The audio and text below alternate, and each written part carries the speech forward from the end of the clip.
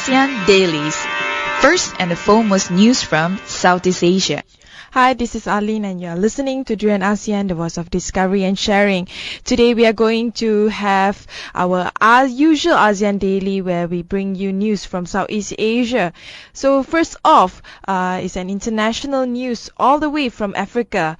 So apparently law graduate named as Kenya massacre killer as the country mourns. Kenya on Sunday, which was yesterday, began 3 days of national mourning for the 148 people massacred by Somalia's Shabab militants at a university as authorities identified one of the gunmen as a smart law graduate. The militants attacked the university in the northeastern town of Garissa at dawn, lining up non-Muslim students for execution in what Kenya described as a barbaric medieval slaughter. The massacre, Kenya's deadliest attack since the 1998 bombing of the U.S. Embassy in Nairobi, claimed that the lives of 142 students, 3 police officers and 3 soldiers were somehow perish. And top Muslim leaders Hassan Ole Nado also offered his condolences. He said that Kenya is at war and we must all stand together. Forensic investigators, aided by foreign experts, continue to scour the site where one student survivor emerging unharmed from a wardrobe on Saturday where she had hidden for over 2 days.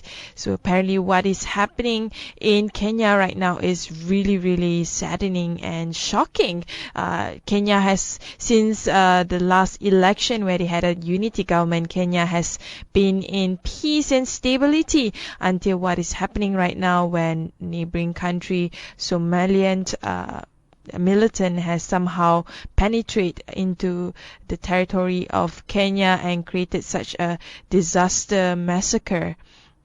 So apparently during the morning, hundreds packed Nairobi's Anglican Cathedral where Archbishop Eliud Wabukala said Easter services were overshadowed by great and terrible evil as police patrol outside.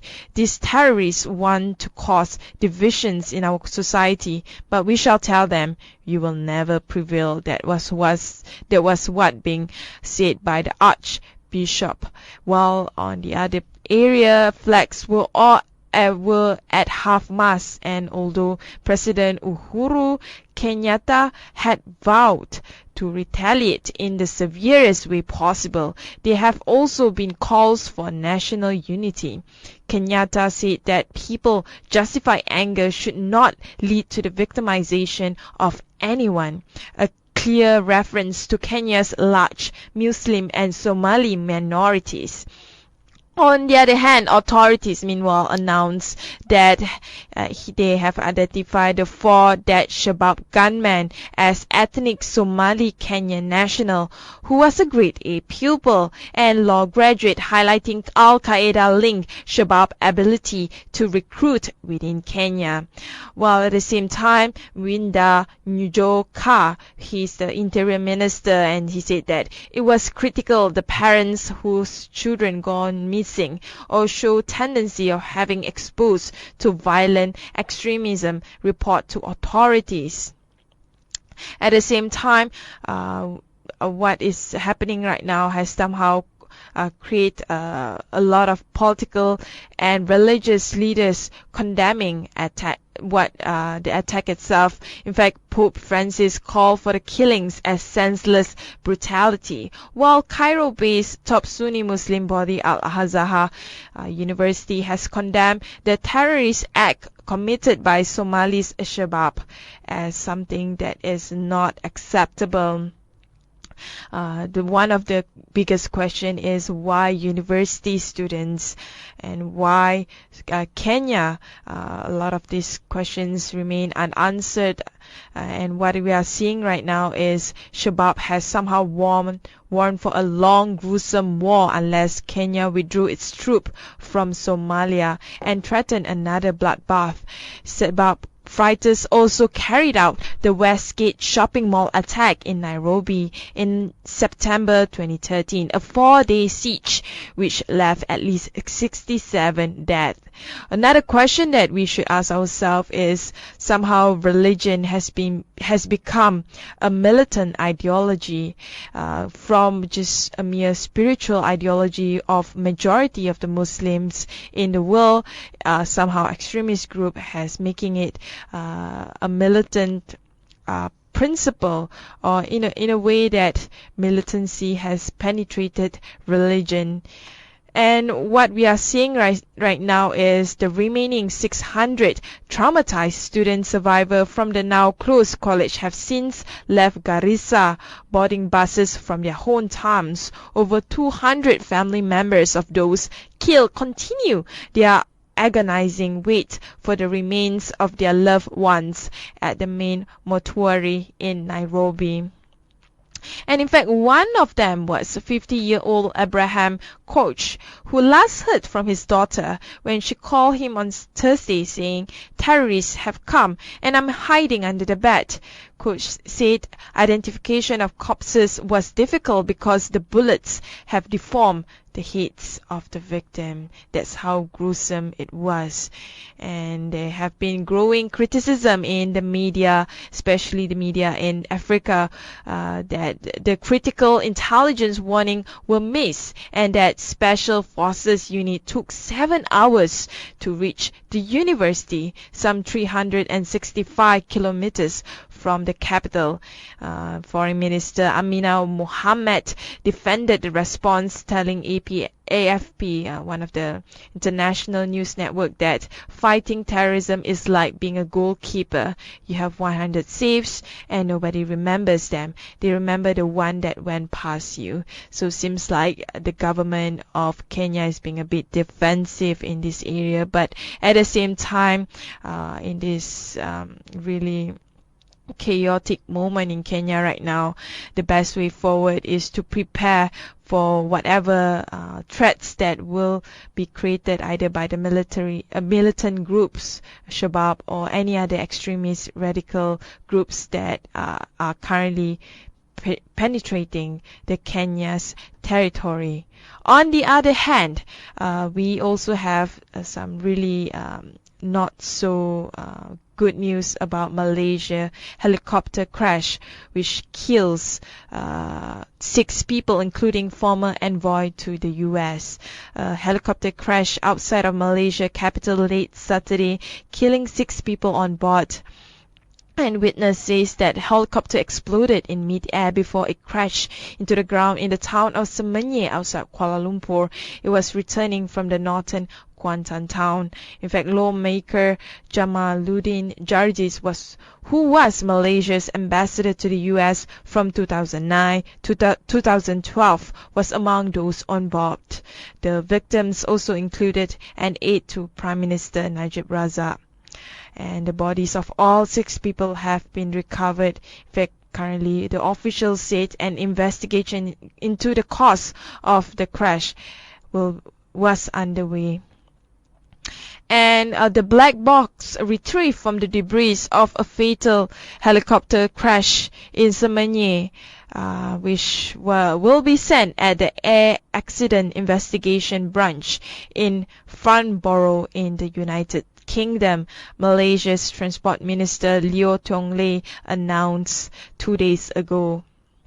And Mr. Leo also said that they have set up an investigation team headed by the Department of Civil Aviation's Director of Flight Operations, Yahya Abdul Rahman. It will include 4 Malaysian members and an accredited representative from France. In a news conference, he also said that there was no distress call from the aircraft and the helicopter followed its flight path, and the pilot has a valid license and 13 years of flying experience. But at the same time, also the chopper had a valid certificate of airworthiness. So a huge question mark right now is being asked why it exploded on mid-air. The Transport Minister also tweeted on his Twitter. He said that thoughts and prayer go to the families of those on board of the Dolphin Heli 9M-1GB. It is our hope that people refrain from speculating.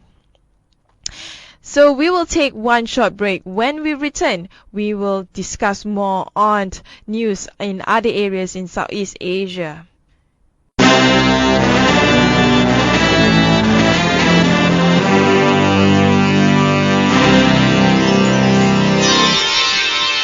ASEAN Dailies.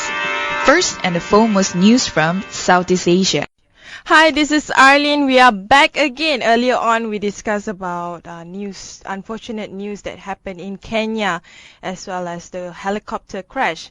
But now let's move on to a lighter bit. So China has boosted ASEAN Fund.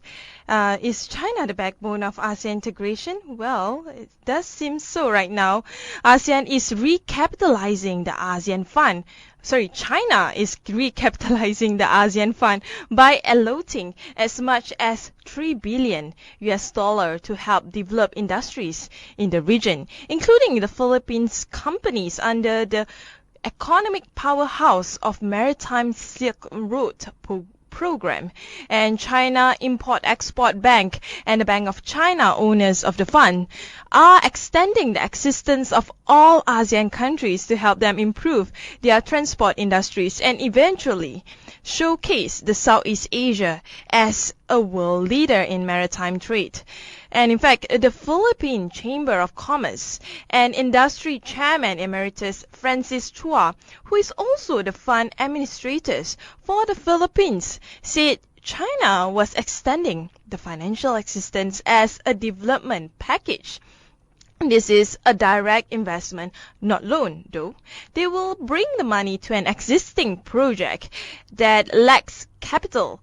This fund they have is not to make money with it. It is in fact a funding they use to help develop a certain region.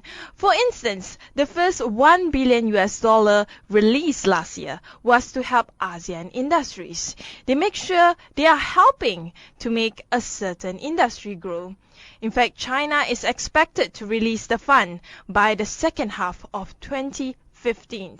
So it seems like China is really trying to win the hearts and minds of the Filipinos. And even though they have a really heated, until now, of course, divide on the South China Sea issue, but non-security issue-wise, China is actually quite keen to invest and recapitalizing the Philippines, and I think China is definitely doing a great deed to the Philippines in this case. While on the other hand, Vietnam's investment in Laos surges before AEC. So how does a small country like Laos can step up their game to compete with other countries in this region? So let's see.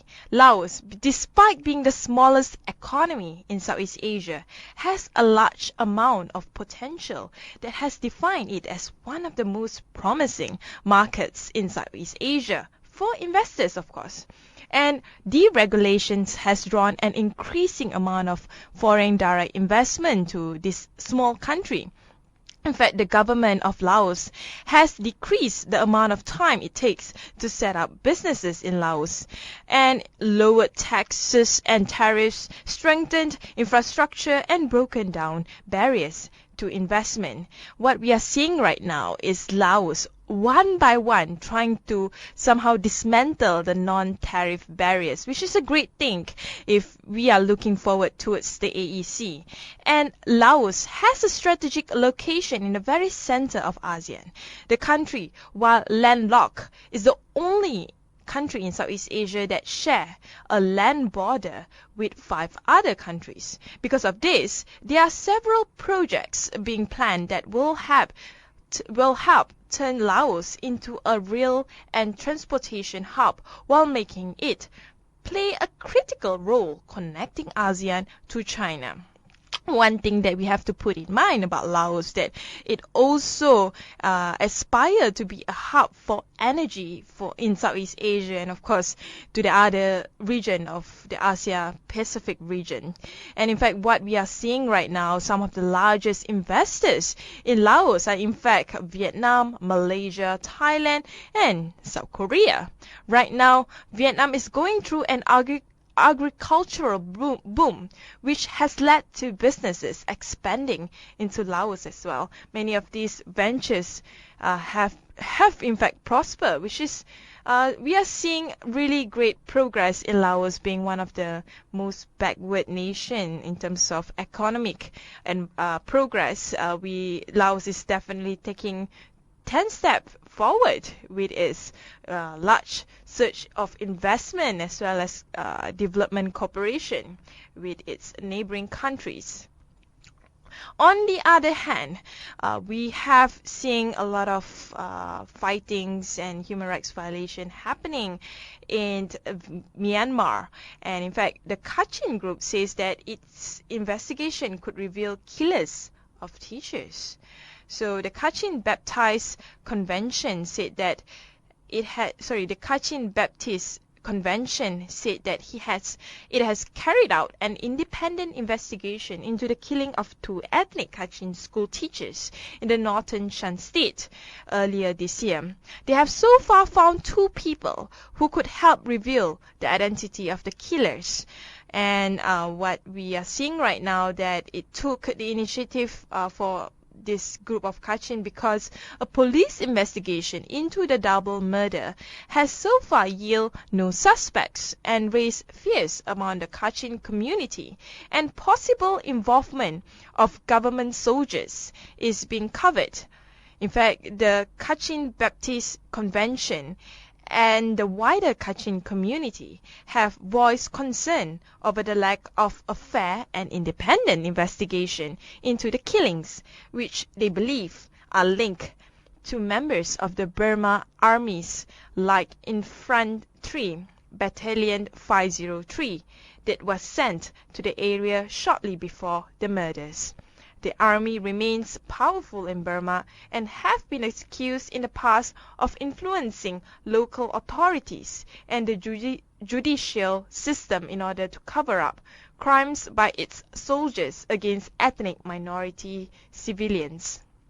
So what we are seeing right now is definitely, I guess, 2 steps backwards from the Myanmar authorities, because human rights violation seems not to have been solved in a way that is towards the side of democracy, justice, and fairness. So there's a lot of things to back up Myanmar. And on the other hand, Aung San Suu Kyi said that it might choose to boycott of Myanmar election. Well, Myanmar opposition leader Aung San Suu Kyi said that boycotting an upcoming historic election was an option if a military-drafted constitution that bars her from becoming president remains unchanged. So apparently there's a clause in the constitution that says that if you are married to a spouse that is a foreigner, apparently you can't run for presidency, which is a very awkward clause actually. And in fact, the Nobel laureate Aung San Suu Kyi told international press that her opposition party, National League for Democracy Party, was ready to govern, but the president Thein was insincere about reform and might try to postpone the election. She also said that the US praise for Myanmar's semi-civilian government, which took power in 2011 after nearly 50 years of brutal military rule, had made it complacent about reform. However, she stressed that the importance of the November general election, describing it as the real test of whether we are on the route to democracy or not. The NLD won Myanmar's last real election in 1990 by a landslide, but the military nullified the result. Tencent's government launched a series of political and economic reform that we saw since 2011. Many now feel that the reform process has somehow stalled, and in fact, the military, it seems like, is still taking over the governance of Myanmar. And Aung San Suu Kyi expressed concern that Tencent might use peace talk with ethnic rebels as a pretext to delay the election. That's what we are seeing with a lot of the groups in around of Myanmar, for example, the Kachin state, and also what is happening in Kokang area as well. In fact, she said that the presidency was still within her reach. And she said, why not? Constitutions are not permanent. So she's also seeing that there's a possible constitution reform that should be happening anytime soon. So we will take another short break. When we return, we will talk about Indonesia and Cambodia.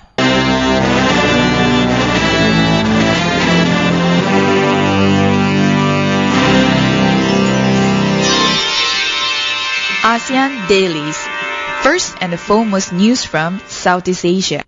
Hi, this is Arlene and we are back again. So talking about Indonesia, Joko Widodo's support apparently has somehow waned quite badly as Indonesia's anti-corruption agency KPK or KPK rendered toothless. So it seems like his popularity is really waning quite fast, and he's only 6 months into his presidency or in his office. And Indonesia's president looks, in fact, important as anti-corruption agency of Indonesia is deemed crippled. After just 6 months as president of Indonesia, Jokowi faces a crisis where he's hampered by a lackluster cabinet and an obstructionist legislature. His administration seems unable to stop a corrupt office conspiracy to destroy the country's anti-corruption agency. Jokowi was elected on promises to continue Indonesia's hard-won post-Suharto reforms, especially the fight against Indonesia's notorious endemic corruption. Jokowi had not lived up to this high expectation. A lot of condemnation into his human rights credential. In particular, he has failed to defend Indonesia's Anti-Corruption Commission, which is now under concerted attack from powerful figures it has investigated. In fact, the Anti-Corruption Commission now is deemed crippled, and Jokowi looks embarrassed and important. If he failed to subdue the police and his own party, he could face a major political problem. Civil society and social media networks have supported Jokowi so far because he is their president, an outsider elected on promises of change and anti-corruption reform. But even if they might abandon Jokowi if things continue to deteriorate, this could be catastrophic for him. In fact, it might somehow be a stumbling block. It might be a stumbling block for his future policy change or policy movement if the people have somehow lose their trust in his governance. But I think on the other side, Jokowi has more time and time again said that he would not really take into for granted of his power to change. He will continue do what he can, do what's best as well, to his knowledge, of course.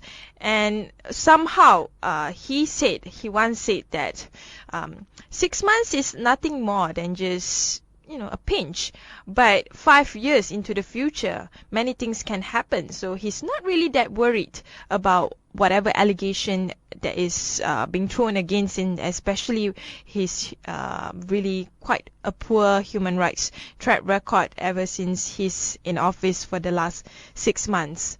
On the other hand, apparently Cambodia has passed a bill on governing NGO, another 10 step backwards towards human rights. But at the same time, Cambodia Prime Minister Hun Sen said that his government will pass a law governing the non-governmental organization and association by May. The government will approve the draft by May and then send it to the National Assembly for adoption.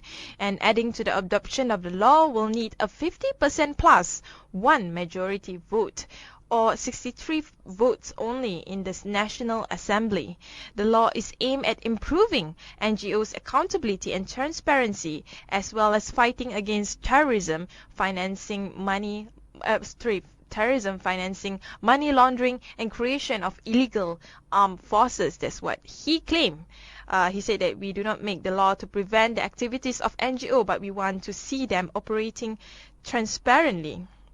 And according to the figures of the Ministry of Interior, currently there are 2,672 NGOs and 1,706 associations in Cambodia. But the biggest question here is it true?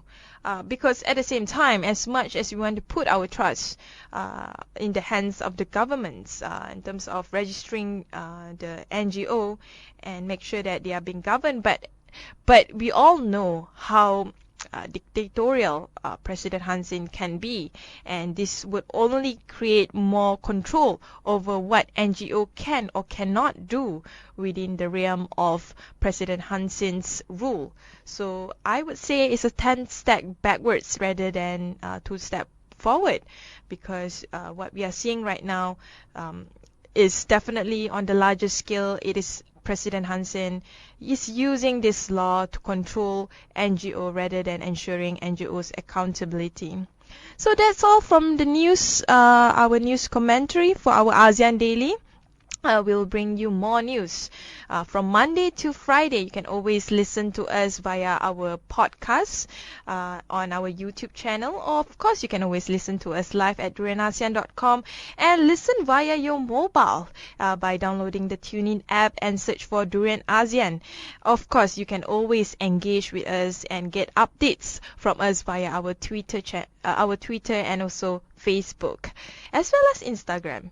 That's all from me, Arlene, today, and we will continue with our second segment of the day, where we will be interviewing the ASEAN People's Forum representative on, of course, the civil society in Southeast Asia.